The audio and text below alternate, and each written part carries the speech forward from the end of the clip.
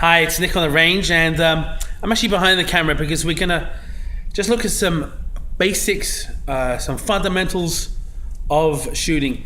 And one of the most key fundamentals that you can have out there is the grip that you have on the gun. Very important, and something that really generally will fix most shooting problems that you have. So right over here, I've got my trusty Ruger 2245 here, and we know the whole gun and safety drill. However, we never make an assumption, so we're always going to check with our finger off the trigger that the gun is clear, which it is. And then just for good measure, we'll just shoot down the range and make sure it's all clear there. I'm right-handed, so for the lefties, I'm sorry. The same principles do apply though when you grip a firearm. So right over here, my grip is going to be first with my right hand. So I'm going to grab the firearm. My finger is always off the trigger, and there are a couple of things here. Okay, it all depends on the size of your hand, but basically, I'm probably average size hands. As I grip the gun here with my finger off the trigger, you'll see that there's a little gap there. What I'm trying to do is to restrict movement. This is not a rifle, so it's a lot more hard and challenging to control.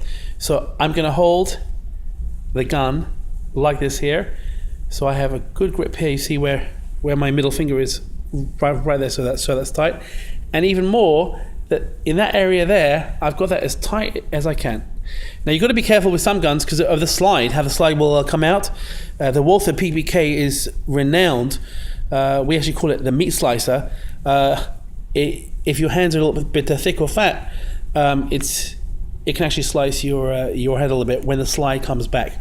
Don't have this problem with this gun, but just something to be aware of. So I have my grip here, nice and tight here, and I'm restricting movement here by having this as close to this little crevice here as possible. So I've got a good firmer grip there. Now, this is where a lot of people end up messing up. Now, there is what's called the cup, which is just like that. But again, I'm going to have movement because the gun's going to move to the left when I shoot it. To restrict movement, I'm going to get my hand here, okay? And I'm going to hold it nice and tight, and the thumb's going to be right over there, and I'm pointing with my thumb here. Now again, be careful, because if the slide on the specific gun is moving, you're going to feel it. So right over there. So I'm going to bring this around here. I have this is right here, nice and tight. So when I shoot, if my stance, and here I am now.